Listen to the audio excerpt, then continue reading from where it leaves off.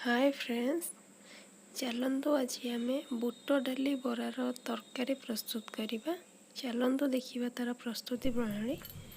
एबे मु कड़े गरम हो तेल पकई नेली।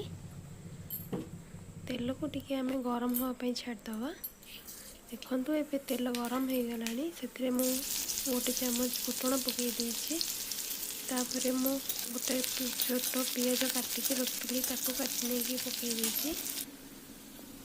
एथिरे 3 चामच अदा रसुण पेस्ट बाटिकी रखी आम पकई नेबा।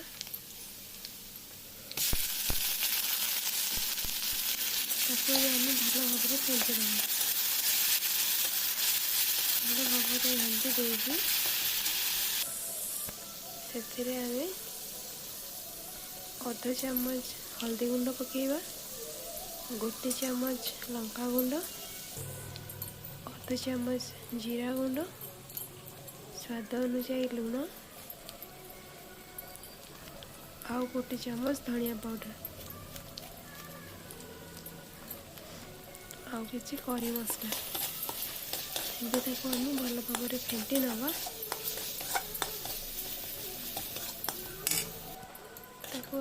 टे पानी देकी 3 मिनिट भाया लो फ्लेम रे ढंकई रखीदबा। देखु ए काढ़ी मसला टे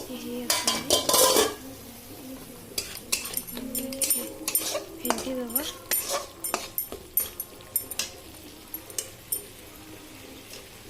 से काटिक रखी टमाटो को पकई नी।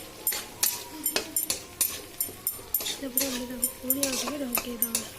एवं चलतु बरा छाणीदबा। देखो मो तेल रे बरा पकई बुट डाली बरा।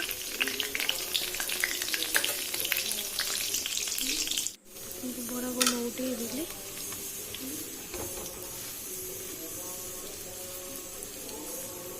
बरार गोटे साइड हो गला। आर गोटे साइड हवा छाड़ीदबा। एबे देखो बरा संपूर्ण भाव में हो गलानी। आम गोटे प्लेट को काढ़ी नवा।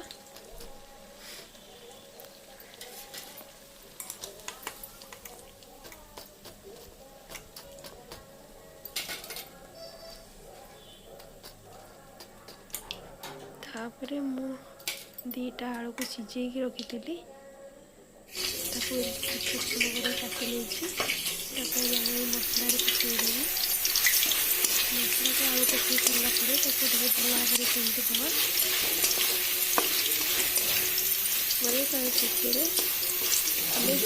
पानी देदबा।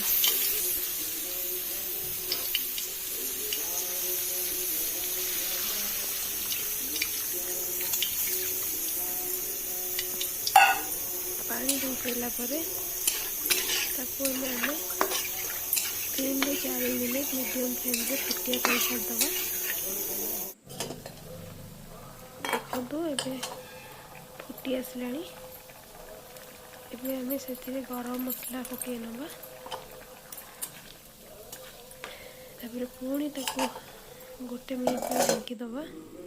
तापर मुझे जो बरा छाणिकी रखी पकई नेली।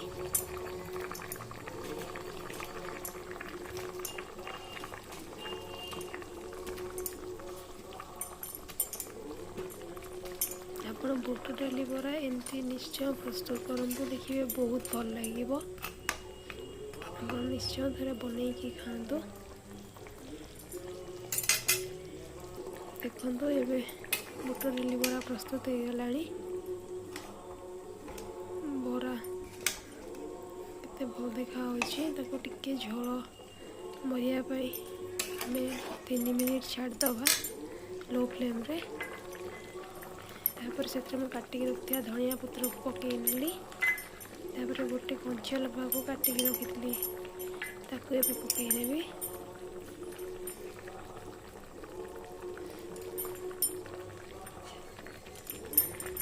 तापर 2 ରୁ 3 मिनिट छाड़दबा फुटिया ढंकेबेनी भला से छाड़देवे। एबे देखंतु बुट डाली बरा तरकारी प्रस्तुत हो। ଆପଣମାନେ ନିଶ୍ଚୟ ଥରେ ଘରେ କରି ଟ୍ରାଏ କରିବେ। କେମିତି ଲାଗିଲା ମୋତେ କମେଣ୍ଟ କରିକି ଜଣାଇବେ। ଆଉ ଯଦି ମୋ ଚ୍ୟାନେଲରେ ନୂଆ ଅଛନ୍ତି ତାହେଲେ ପ୍ଲିଜ୍ ସବସ୍କ୍ରାଇବ୍ କରିବେ।